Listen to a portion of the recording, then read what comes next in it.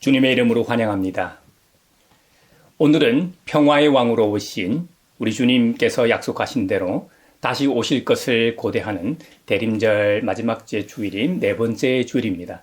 성육신하신 평화의 왕으로 인해 세계 곳곳에서 벌어지고 있는 전쟁과 분쟁과 다툼이 빨리 종식되고 모두가 일상을 되찾길 기도하며 바라봅니다. 사막처럼 메마른 이 사회에 꽃이 피며 영적으로 눈물고 귀먹은 모든 사람들이 주님의 영광을 보게 될 것입니다. 사랑하는 믿음의 형제자매 여러분, 예수 그리스도는 주님이시다, 예수 그리스도는 주님이시다라고 고백한 모든 시대의 무리들과 함께 우리도 공평하고 정의로우신 주님 앞에 이제 우리의 마음과 뜻을 다하여 주님을 찬양하며 예배합시다. 예수 그리스도는 주님이시다. 아멘. 사도신경으로 우리의 신앙을 고백합시다. 나는 전능하신 아버지 하나님 천지의 창조주를 믿습니다. 나는 그의 유일하신 아들 우리 주 예수 그리스도를 믿습니다. 그는 성령으로 잉태되어 동정녀 마리아에게서 나시고 본디오 빌라도에게 고난을 받아 십자가에 못 박혀 죽으시고 장사된 지 사흘 만에 죽은 자 가운데서 다시 살아나셨으며 하늘에 오르시어 전능하신 아버지 하나님 우편에 앉아 계시다가 거기로부터 살아있는 자와 죽은 자를 심판하러 오십니다. 나는 성령을 믿으며 거룩한 공교회와 성도의 교제와 죄를 용서받는 것과 몸의 부활과 영생을 믿습니다. 아멘. 영원한 문화 열려라 새 임금 들어가신다. 만왕의 왕이 오시니 만민의 구주시로다. 아사벳이 지휘자를 따라 소산잎 에두스에 맞추어 부르는 노래. 아, 이스라엘의 목자이신 주님, 요셉을 양떼처럼 인도하시는 주님, 귀를 기울여 주십시오. 그룹 위에 앉으신 주님, 빛으로 나타나 주십시오. 에브라임과 베냐민과 므낫세 앞에서 주님의 능력을 떨쳐 주십시오. 우리를 도우러 와 주십시오. 하나님, 우리를 회복시켜 주십시오. 우리가 구원을 받도록 주님의 빛나는 얼굴을 나타내어 주십시오. 주 만군의 하나님, 얼마나 오랫동안 주님의 백성들이 올리는 기도를 노엽게 여기시렵니까? 주님께서 그들에게 눈물의 빵을 먹이시고 눈물을 물리도록 마시게 하셨습니다. 우리를 우리의 이웃에게 시비거리가 되게 하시니 원수들이 우리를 비웃습니다. 만군의 하나님, 우리를 회복시켜 주십시오. 우리가 구원을 받을 수 있도록 주님의 빛나는 얼굴을 나타내어 주십시오. 아멘. 왕 되신 주 다 찬양하여라. 영광과 존귀 주께 돌리세. 하늘 위에 높이 계신 주님, 주님의 말씀 존귀하도다.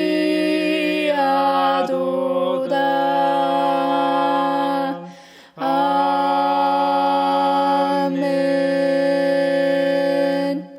자비로우신 하나님, 지난 한 주간의 우리의 삶을 성찰하며 회개의 시간을 주시니 감사합니다. 서로 사랑하라고 말씀하셨는데 사랑하지도 화목하지도 세상의 하늘의 평화를 전하지도 못했습니다. 대림절기를 맞아 그리스도인으로서 세상의 하늘의 평화를 전하지 못해 죄송한 마음뿐입니다.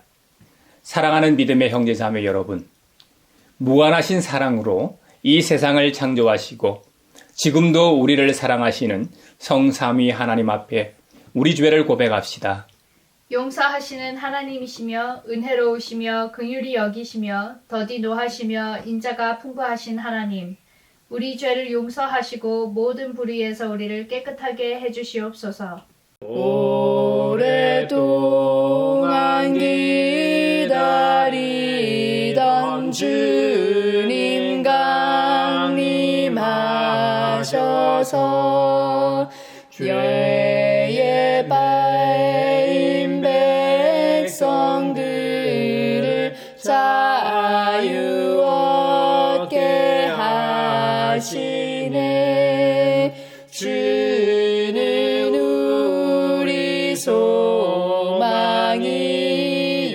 힘과 위로 되시니 오래 기다리던 백성 많은 복을 받겠네. 아멘.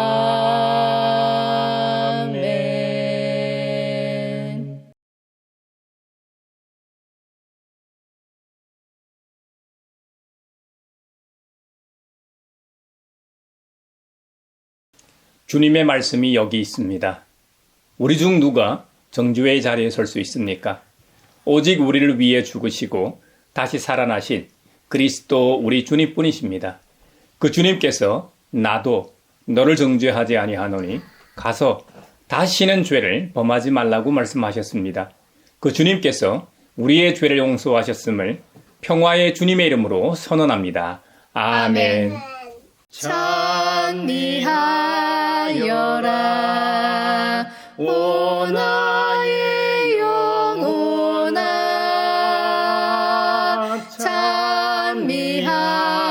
찬미하여라 거룩한 주 이름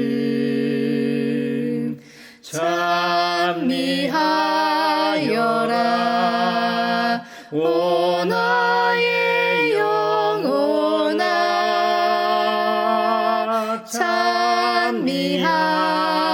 찬미하여라 거룩한 주 이름. 오늘 우리에게 주신 첫 번째 말씀은 이사야 7장 10절에서 16절입니다. 하나님의 말씀을 경청하십시오. 주님께서 아하스에게 다시 말씀하셨다. 너는 주 너의 하나님에게 징조를 보여달라고 부탁하여라. 저 깊은 곳 스올에 있는 것이든 저 위 높은 곳에 있는 것이든 무엇이든지 보여달라고 하여라. 아하스가 대답하였다. 아닙니다. 저는 징조를 구하지도 않고 주님을 시험하지도 않겠습니다. 그때에 이사야가 말하였다. 다윗 왕실은 들으십시오. 다윗 왕실은 백성의 인내를 시험한 것만으로는 부족하여 이제 하나님의 인내까지 시험해야 하겠습니까? 그러므로 주님께서 친히 다윗 왕실에 한 징조를 주실 것입니다. 보십시오. 처녀가 잉태하여 아들을 낳을 것이며 그가 그의 이름을 임마누엘이라고 할 것입니다. 그 아이가 잘못된 것을 거절하고 옳은 것을 선택할 나이가 될 때에 그 아이는 버터와 꿀을 먹을 것입니다. 그러나 그 아이가 잘못된 것을 거절하고 옳은 것을 선택할 나이가 되기 전에 임금님께서 미워하시는 저 두 왕의 땅이 황무지가 될 것입니다.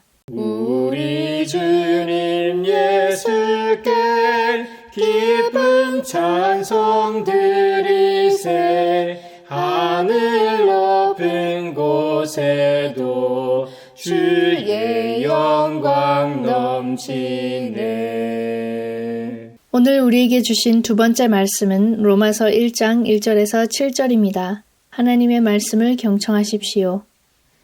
그리스도 예수의 종인 나 바울은 부르심을 받아 사도가 되었습니다. 나는 하나님의 복음을 전하기 위하여 따로 세우심을 받았습니다. 이 복음은 하나님께서 예언자들을 통하여 성경에 미리 약속하신 것으로 그의 아들을 두고 하신 말씀입니다. 이 아들은 육신으로는 다윗의 후손으로 태어나셨으며 성령으로는 죽은 사람들 가운데서 부활하심으로 나타내신 권능으로 하나님의 아들로 확정되신 분이십니다. 그는 곧 우리 주 예수 그리스도이십니다. 우리는 그를 통하여 은혜를 입어 사도의 직분을 받았습니다.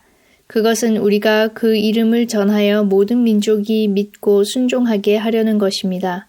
여러분도 그들 가운데 들어있어서 예수 그리스도의 부르심을 받은 사람이 되었습니다. 나는 로마에 있는 모든 신도에게 이 편지를 씁니다. 하나님께서 여러분을 사랑하셔서 그의 거룩한 백성으로 부르셨습니다. 하나님 우리 아버지와 주 예수 그리스도께서 내려주시는 은혜와 평화가 여러분에게 있기를 빕니다. 우리 주님 예수께 기쁜 찬송 드리세. 하늘 높은 곳에도 주의 영광 넘치네. 오늘 우리에게 주시는 복음의 말씀은 마태복음 1장 18절로 25절입니다. 주님의 말씀을 경청하십시오. 예수 그리스도의 태어나심은 이러하다.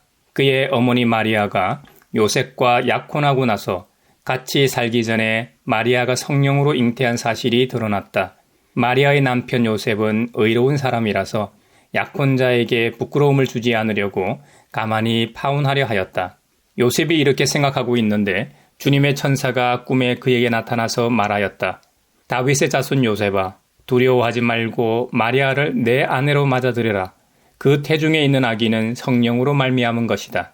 마리아가 아들을 낳을 것이니 너는 그의 이름을 예수라고 하여라. 그가 자기 백성을 그들의 죄에서 구원하실 것이다. 이 모든 일이 일어난 것은 주님께서 예언자를 시켜서 이르시기를 보아라, 동정녀가 잉태하여 아들을 낳을 것이니 그의 이름을 임마누엘이라고 할 것이다 하신 말씀을 이루려고 하신 것이다. 임마누엘은 번역하면 하나님이 우리와 함께 계시다는 뜻이다. 요셉은 잠에서 깨어 일어나서 주님의 전사가 말한 대로 마리아를 아내로 맞아들였다. 그러나 아들을 낳을 때까지는 아내와 잠자리를 같이 하지 않았다. 아들이 태어나니 요셉은 그 이름을 예수라고 하였다. 이것은 주님의 말씀입니다. 하나님 감사합니다. 우리 주님 예수께 기쁜 찬송 드리세. 하늘 높은 곳에도 주의 영광 넘치네. 사회를 위하여 기도합니다. 신안산선 연결 거점인 여의도역 인근 공사 현장 붕괴로 한 명이 숨지는 사고가 발생했습니다. 지난 4월 광명 현장이 무너져 사망사고가 있은 지 불과 몇 개월이 지나지 않았는데 포스코 시공에서 이런 사고가 발생하고 있어 우려되고 있습니다. 신안산선은 안산, 시흥, 광명 등 경기 서남부권 주요 거점과 여의도를 연결하는 핵심 노선입니다. 설계나 집안의 특수성, 공사 자체에 구조적 문제가 없는지 따져봐야 한다는 지적이 나오고 있습니다. 또 당초 2025년 4월 개통을 목표로 2019년 착공한 공사라 자꾸 늦어지는 데에 대한 압박으로 인해 개통을 앞당기려는 시공사의 무리한 진행이 불러온 인재는 아닌지 돌아봐야 합니다. 주님, 먼저 공사 현장에서 숨진 유가족들을 위로하시고 사건 현장이 안전하게 조속히 복구되게 하시고 우리 사회가 영업이익과 안전 불감증에서 벗어나 근로자들이 불안해하지 않고 안전한 노동 현장에서 근무할 수 있는 사회가 되게 하소서. 예수님 오소서. 임마누엘 우리 주 이곳에 오셔서 기도 들어주소서. 능하신 주께서 그 신의를 행하사 간구하는 우리의 기도를 들어주소서. 교회를 위하여 기도합니다. 성탄절을 앞두고 훈훈한 소식이 있습니다. 한국교회와 사회적 기업이 힘을 합쳐 이웃을 돌보는 연대가 이어지고 있습니다. 사회적 기업은 돈보다 사람을, 경쟁보다는 협력을 중시하며 일자리 창출에 힘쓰고 있습니다. 교회가 이런 사회적 기업 제품을 구매해 선물 세트를 구성하고 배달 과정에 취약계층을 참여시켜 일자리를 만드는 등 경제 활동을 통한 상생 구조를 만들고 있습니다. 올해는 전국 130여 교회와 단체가 참여해 4억 원 상당의 선물 130여 세트를 마련해 이 프로그램을 통해 도움받은 이웃이 1만 5,400여 명에 달한다고 합니다. 한국교회가 사회적 기업과 더불어 선물뿐만 아니라 이 세상에 하늘의 참된 평화를 전하러 오신 아기 예수님의 탄생을 기뻐하며 기념하는 성탄의 기쁜 소식을 전하게 하소서. 예수님 오소서. 임마누엘 우리 주 이곳에 오셔서 기도 들어주소서. 능하신 능하신 주께서 그 신의를 내려사 간구하는 우리의 기도를 들어주소서. 세계를 위하여 기도합니다. 크리스마스를 앞두고 세계 곳곳에서 총격으로 인해 고통을 받고 있습니다. 호주 시드니 본다이 비치에서 유대인을 표적으로 총격 사건이 있었고 미국 브라운 대학교에서도 총격이 있어 수십 명의 사망자와 부상자가 발생했습니다. 또 미국 동부 노스캐롤라이나 주에서는 비즈니스 항공기가 추락해 유명 카레이서 일가족이 몰살하는 일도 있었습니다. 하늘의 생명과 평화를 전하러 오신 아기 예수님의 탄생을 알리는 성탄을 앞두고 전 세계적으로 왜 이런 불행한 일이 자꾸 벌어집니까? 주님, 이 세상이 서로 사랑하며 서로 존중하는 세상이 되도록 운행하여 주십시오. 그리하여 전쟁이 그치고 하늘의 평화를 이 땅에서 경험하며 살게 하소서. 예수님 오소서. 임마누엘 우리 주 이곳에 오셔서 기도 들어주소서. 능하신 주께서 그 신의를 내려사 간구하는 우리의 기도를 들어주소서. 만군의 여호와 하나님께서 아하스 왕에게 다시 말씀하셨다고 오늘 구약 본문인 이사야에서 말씀하고 있습니다. 주님께서 이사야를 통해 어떤 메시지를 대언하라고 하셨을까요? 주님께서는 이사야를 통해 아하스에게 이렇게 먼저 말씀하셨습니다. 너는 주 너의 하나님에게 징조를 보여달라고 구하라는 겁니다. 그런데 이 대언의 말씀을 받은 아하스 왕은 다른 반응을 보였습니다. 아닙니다, 주님. 저는 징조를 구하지도 않고 주님을 시험하지도 않겠습니다. 여러분, 어떻게 보면 징조를 구하지도 않고 주님을 시험하지도 않는다는 말이 부정적인 것 같지 않습니다. 믿음 좋은 말 같이 들립니다. 그런데 이 말을 들은 이사야 선지자의 반응은 정반대였습니다. 다윗 왕실은 들으십시오. 다윗 왕실은 백성의 인내를 시험한 것만으로는 부족하여 이제는 하나님의 인내까지 시험해야 하겠습니까? 하고 오히려 책망합니다. 지난 시간에도 이사야 35장의 이해를 돕기 위해 역사적 배경 설명을 했습니다만 이사야 7장이 펼쳐지는 BC 8세기의 상황입니다. 아하스는 남유다 왕국의 왕이었습니다. 지금의 이스라엘 땅이 레반트 지역은 항상 이 메소포타미아 문명과 이집트 문명 사이에 위치하고 있었죠. 유라시아 대륙과 아프리카 대륙 사이의 완충지대이기도 했습니다.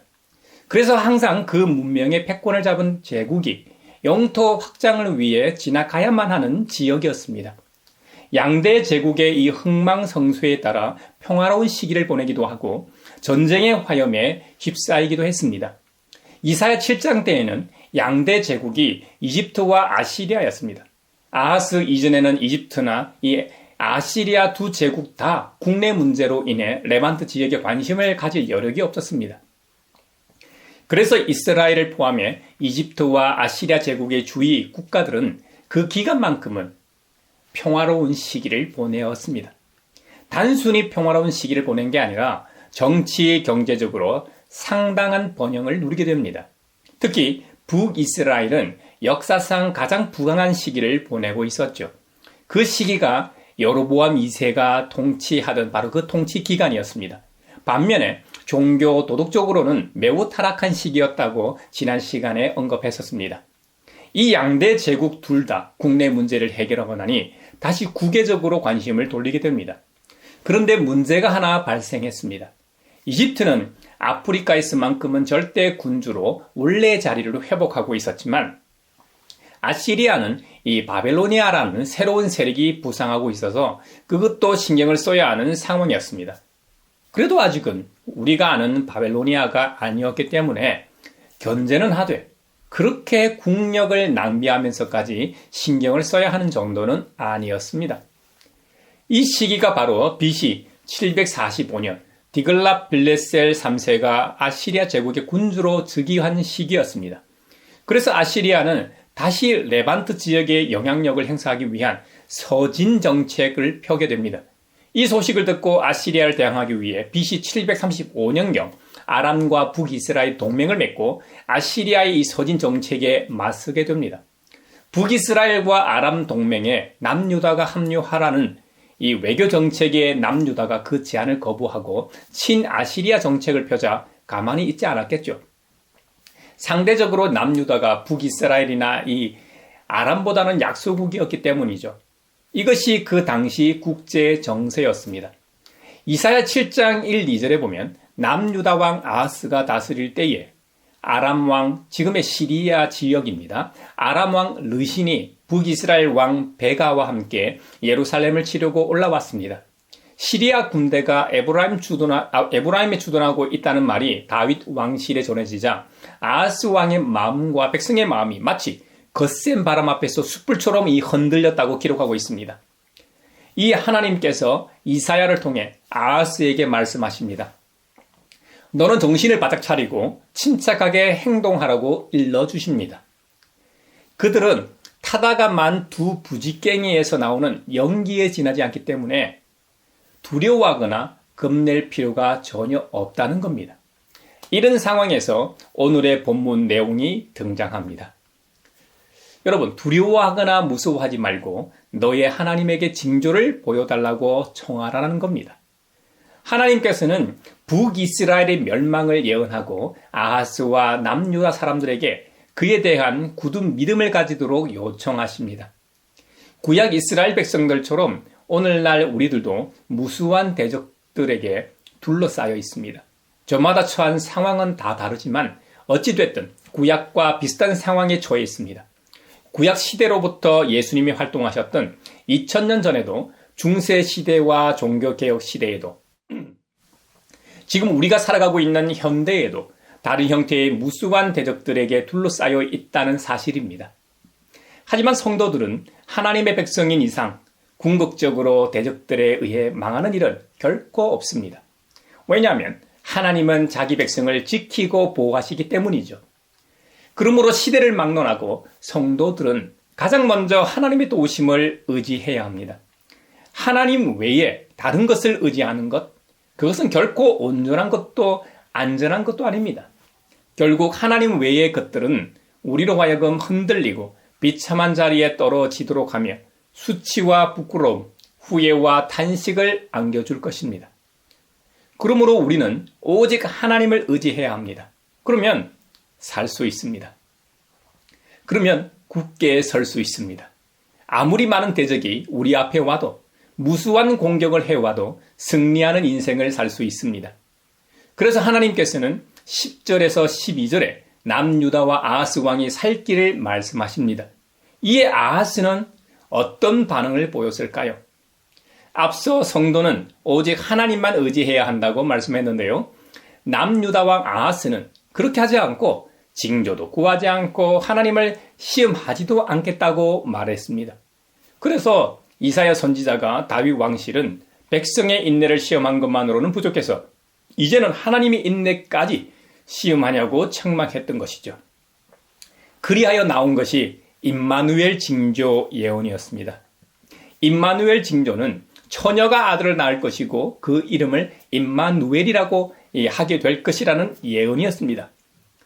이 임마누엘 징조 예언은 남유다 아하스 시대와 직접 관련된 이야기이면서도 동시에 궁극적으로 하나님의 아들, 우리의 유일한 구원자, 예수 그리스도의 동정녀 탄생을 예언한 것이기도 합니다. 그러므로 본문은 놀라운 하나님의 사랑을 확인시켜 줍니다. 하나님께서는 아하스와 남유다 백성의 패역에도 불구하고 임마누엘 징조를 주시며 그들의 보호를 약속하고 지키셨습니다. 그리고 궁극적으로는 임마누엘이신 예수 그리스도를 통하여 하나님을 떠나 살던 모든 죄인들을 구원하셨습니다. 할렐루야. 그 구원은 지금 여기에 있는 우리에게까지 해당하는 구원입니다. 그러므로 성도는 항상 이 하나님의 사랑을 기억해야 합니다. 또한 어떤 환난 가운데에서도 베푸신 은혜에 감사하는 삶을 살아가야 할 것입니다. 믿음의 형제자매 여러분, 우리 하나님은 언약에 신실하신 분입니다. 때론 우리가 종종 하나님의 말씀에 불순종하고 때로 하나님을 잊고 살기도 하지만 하나님께서는 결코 주님의 자녀된 우리를 잊거나 포기하시지 않습니다. 하나님에 대한 우리의 믿음은 변할지 모릅니다만 우리를 향하신 하나님의 사랑은 결코 변치 않는다는 사실입니다. 성경에 이렇게 기록하고 있기 때문입니다. 그러므로 오늘도 이 하나님의 은혜로우심을 기억하며 사십시오. 하나님의 은혜와 사랑이 변함없으시기에 우리의 허물과 사랑을 인하여 오늘도 평안을 누릴 수 있습니다. 내일의 소망을 바라보며 살 수 있는 것입니다. 이 사실을 기억하며 주님의 임재와 동행을 확신하며 언제 어디서든 감사하는 삶을 사시기를 바랍니다. 사도 바울은 로마서 1장에서 이 임마누엘 징조 예언에 대해 복음이라고 정의합니다. 복음은 우리가 알기로 누구에 관한 것입니까? 네, 예수 그리스도. 이 복음은 하나님께서 예언자들, 선지자들을 통하여 성경에 미리 약속하신 것이라고 말하고 있죠. 바울 자신도 예수님을 통하여 은혜를 입어 사도의 직분을 받았다고 증언합니다. 바울은 자신에게까지만 머무르지 않고 우리 자신도 그런 사람이 되어야 된다고 권면합니다.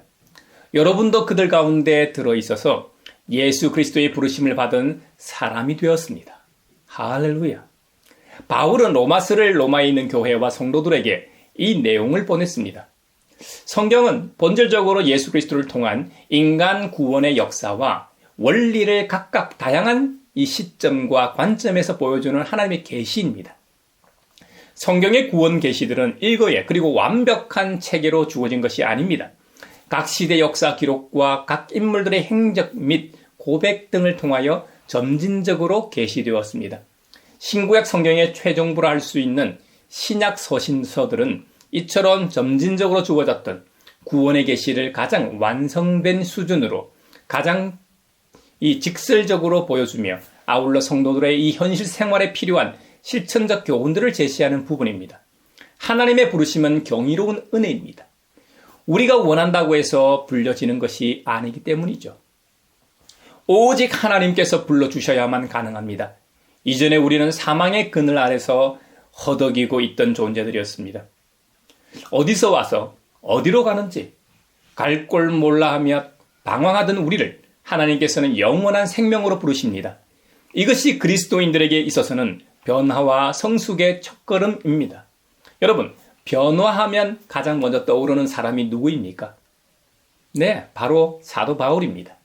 바울은 예수님을 핍박하던 자에서 예수님을 전하는 전도자로, 선교사로, 사도로 변화되었습니다.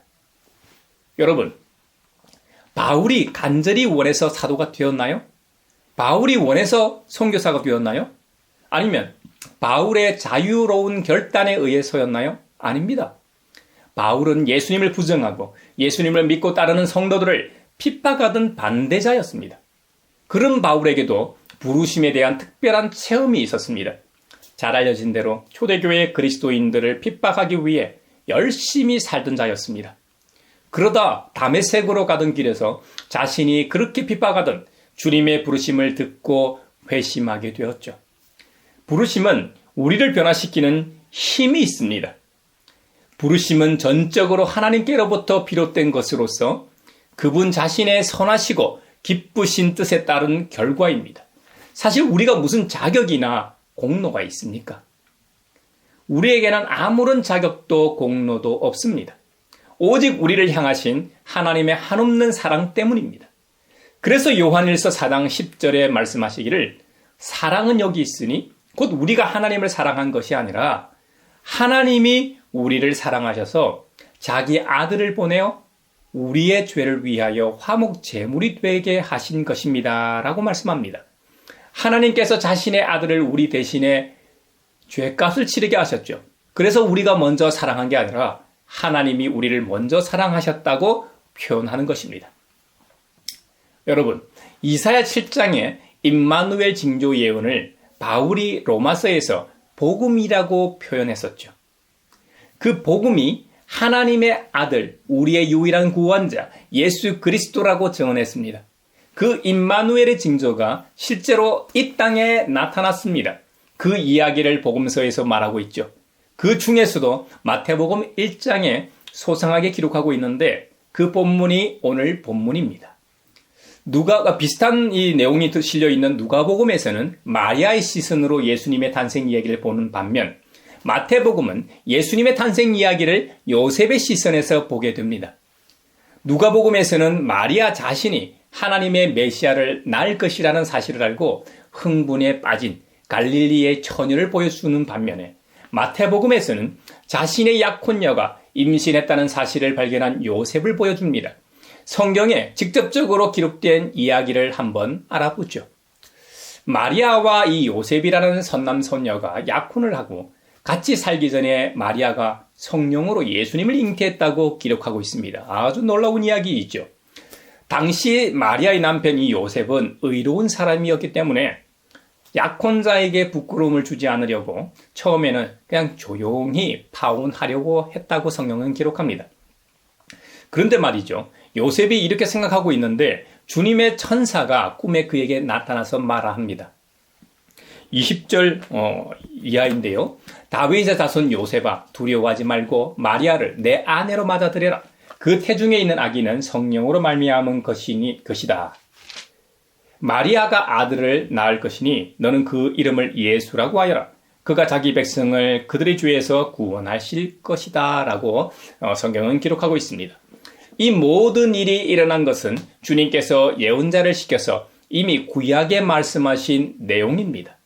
바로 그 내용이 오늘 구약 본문인 이사야 7장 14절 말씀입니다. 보아라! 이 동정녀가 잉태하여 아들을 낳을 것이니 그의 이름을 임마누엘이라고 할 것이다 하신 말씀을 이루려고 하신 것이다. 임마누엘은 번역하면 하나님이 우리와 함께 계시다는 뜻이다. 할렐루야.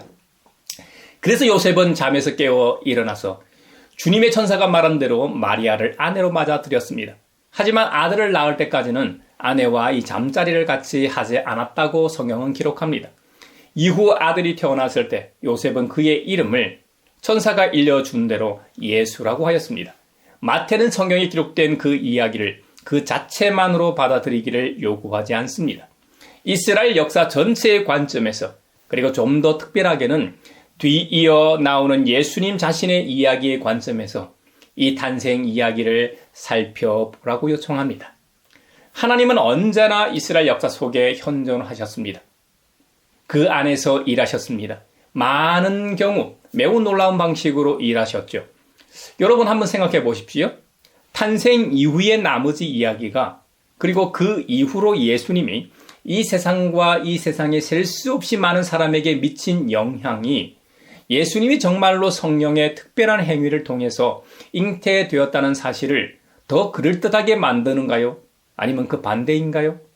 이것은 모든 사람이 각자 대답해야 할 질문입니다. 그러나 마태는 우리가 거기서 멈추기를 원하지 않을 겁니다. 마태는 예수님이 누구셨고 누구신지에 대해서 우리에게 더 많은 내용을 알려주려 합니다. 임마누엘이라는 이 이름은 그 누구에게도 주어진 적이 없습니다. 아마도 이는 감히 상상할 수 있는 것보다 훨씬 더 많은 의미를 한 아이에게 부여하기 때문일 겁니다. 그 말은 하나님이 우리와 함께 계시다라는 뜻입니다. 마태복음 전체가 이 주제를 뼈대로 삼고 있습니다. 마태복음 맨 끝에서 예수님은 이 세상 끝날까지 자신의 백성과 함께 계실 것이라고 약속하십니다. 할렐루야. 하나님께서는 자기 백성과 함께 하시는 분입니다. 하나님은 멀리서 간섭하시는 분이 아닙니다. 언제나 적극적으로 움직이시며 때로는 가장 예기치 못한 방식으로 일하십니다. 그리고 하나님의 행동은 스스로의 힘으로는 어찌할 수 없는 궁지에 빠진 사람들을 구출하는 것을 목표로 합니다. 따라서 하나님은 주도적으로 행동하시고 사람들이 생각하지도 못한 일들을 행하십니다. 아멘. 이것이 바로 하나님이시고 이것이 바로 예수님이십니다. 그리고 이제 마태는 그분들의 이야기를 우리 앞에 펼쳐 놓습니다. 오늘날에도 여전히 인간의 가능성이 한계에 다다랐을 때 우리에게 오셔서 자신의 약속을 성취하십니다. 강력한 사랑과 은혜로 새롭고도 놀라운 활로를 제시해 주시는 분이 바로 하나님이시고 예수님이십니다. 사랑하는 믿음의 형제자매 여러분, 바로 하나님이신 이 예수님과 함께하는 은총의 성탄절이 되길 바랍니다.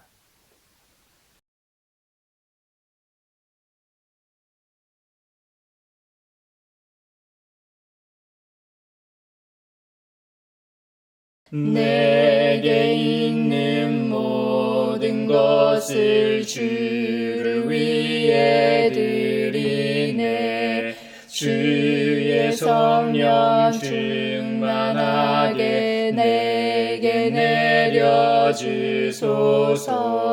주께 드리네.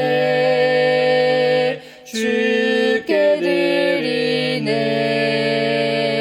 사랑하는 구주 앞에 모두 드리네.